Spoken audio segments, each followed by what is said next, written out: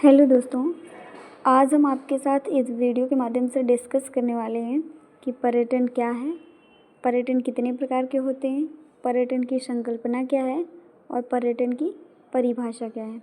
कई लोगों ने मुझसे क्वेश्चन किया था कि पर्यटन ज्योग्राफी पर आप वीडियो बनाइए, इसलिए मैं पर्यटन ज्योग्राफी पर वीडियो लेकर आई हूँ। सबसे पहले आप देख सकते हैं कि ये पर्यटक स्थल हैं, यहाँ लोग पर्यटन के लिए जाते हैं। यहाँ का जो दृश्य है आप देख सकते हैं कितना मनमोहक है। तो सबसे पहले हम देखते हैं पर्यटन क्या है। पर्यटन भूगोल मानव भूगोल की एक प्रमुख शाखा है। इसका बोध भूगोलवेताओं को अब हुआ है।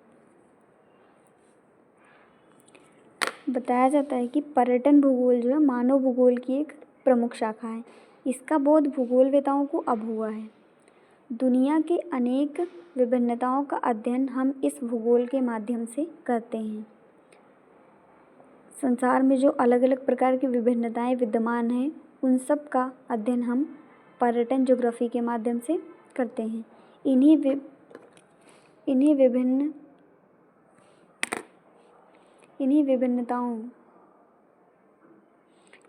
विभिन्नताओं का आनंद लेने के लिए मानव घर से बाहर जाता है। मतलब संसार में जो अलग अलग प्रकार की विभिन्नताएं विद्यमान हैं उन सब की जानकारी लेने के लिए या उन सब चीज़ों का आनंद लेने के लिए मानव घर से बाहर जाता है। वर्तमान में पर्यटन एक उद्योग का रूप ले लिया है। वर्तमान में पर्यटन ने एक उद्योग का रूप ले लिया है। यह पर्यटन भूगोल का एक व्यापारिक पक्ष है जो युवा वर्ग के सपनों को साकार करता है। पर्यटन उद्योग विश्व में तीव्र गति से बढ़ रहा है तथा पर्यटन प्रबंधन में लोगों की अभिरुचि बढ़ रही है। इसमें बताया गया है कि पर्यटन ज्योग्राफी जो है एक व्यापारिक पक्ष है। व्यापारिक पक्ष इसलिए है क्योंकि कोई भी अगर पर्यटक स्थल होता है वहाँ के आसपास जो लोग रह रहे होते हैं, जिनका स्वयं का मकान होता है, वहाँ पर जिनके घर होते हैं, तो जो पर्यटक लोग जाते हैं वो रहने के लिए वहाँ पे उनको आवासीय व्यवस्था चाहिए, खाने के लिए भोजन चाहिए, पानी चाहिए। उन सब चीज़ों को वो इतनी दूर लेके तो जा नहीं सकते हैं, वहाँ पर वो खरीदते हैं। तो इससे वहाँ के निवासी लोगों को आर्थिक लाभ होता है। इसलिए पर्यटन ज्योग्राफी एक व्यापारिक पक्ष है। उसके बाद हम बात करते हैं पर्यटन की संकल्पना। पर्यटन शब्द जो है पर्यटन टूरिज्म शब्द अंग्रेजी भाषा में टूर से संबंधित है, जो वर्तमान में पर्यटन का मुख्य आधार है। टूर शब्द जो है वर्तमान में पर्यटन का मुख्य आधार है। इस शब्द का प्रयोग सर्वप्रथम 18वीं सेंचुरी में सैमुअल पेगी ने यात्री के लिए प्रथम बार पर्यटक शब्द प्रयोग किया था। यानी 18वीं सेंचुरी में सैमुअल पेगी ने सर्वप्रथम एक यात्री के लिए पर्यटक शब्द का प्रयोग किया था। वर्तमान में पर्यटन शब्द का प्रयोग एक स्थान से दूसरे स्थान पर जाने वाले पर्यटकों के लिए किया जाता है। वर्तमान में जो हम पर्यटन शब्द का प्रयोग करते हैं वो एक स्थान से दूसरे स्थान पर जो लोग आवागमन करते हैं उनके लिए हम करते हैं। अर्थात आज पर्यटन शब्द घूमने फिरने की प्रक्रियाओं को व्यक्त करता है। उसके बाद हम देखते हैं कि पर्यटन की परिभाषा क्या है। तो पर्यटन की जो परिभाषा है वो हुंजीकर एवं क्राफ्ट के अनुसार है।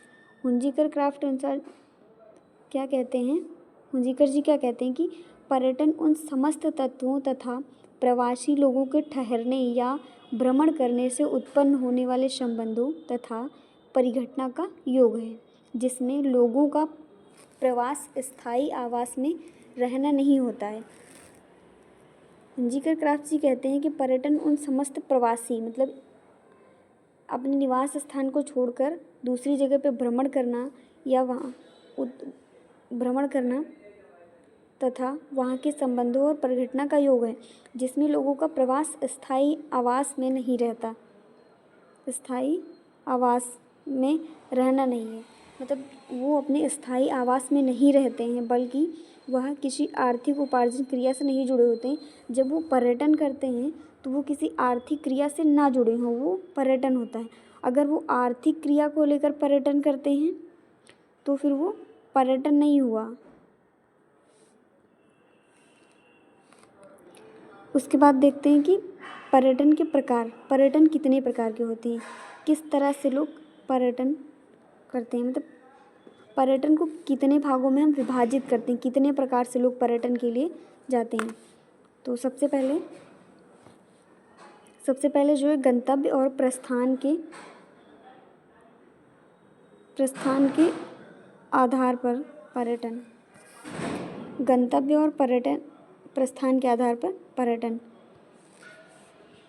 घरेलू पर्यटन, अंतर्गामी पर्यटन और बहिर्गामी पर्यटन।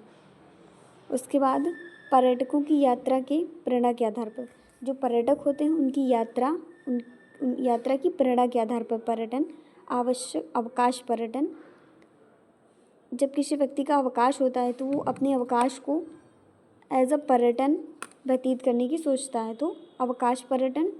अवकाश और मनोरंजन, स्पा, उपचार या इलाज, खेल, खरीदारी, तकनीकी या वैज्ञानिक तथा धार्मिक, इन सभी पहलुओं के माध्यम से पर्यटन किया जाता है।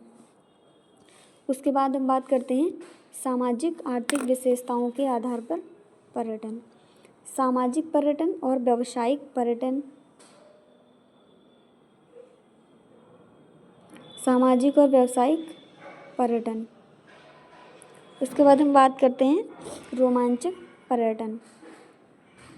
तो रोमांचक पर्यटन जो है साहसिक पर्यटन हो गया, जिसमें sky driving, paragliding, base jumping, rafting, dune bashing जैसी गतिविधियां शामिल हैं।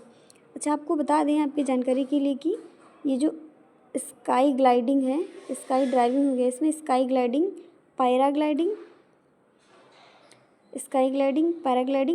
और एक होता है हैंग ग्लाइडिंग,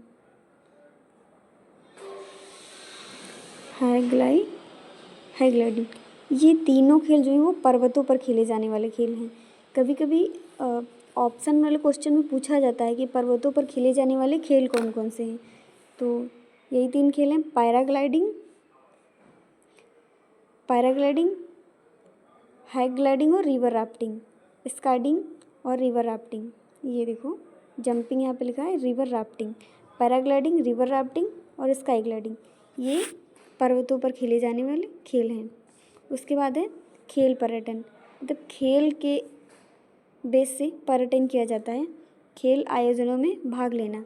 तो जैसे कि होता है ना, कभी कभी जब जिला स्तर या मंडल स्तर से खेल प्रतियोगिताएं होती हैं तो हम जाते हैं उन खेलों में प्रतिभाग करने के लिए, तो वो खेल पर्यटन के माध्यम से पर्यटन किया जाता है। खेल के माध्यम से मतलब हम पर्यटन कर रहे हैं, इसलिए खेल पर्यटन है। खेल शिविर में भाग लेना और खेल प्रतियोगिताओं में भाग लेना, ये सभी हम खेल के माध्यम से पर्यटन करते हैं, इसलिए उनको हम खेल पर्यटन कहते हैं। आज की वीडियो में बस इतना ही। आगे के वीडियो में डिस्कस करते हैं कि पर्यटन को प्रभावित करने वाले कारक कौन कौन से हैं। आज की वीडियो में बस इतना ही। ठीक है, थैंक्स फॉर वॉचिंग।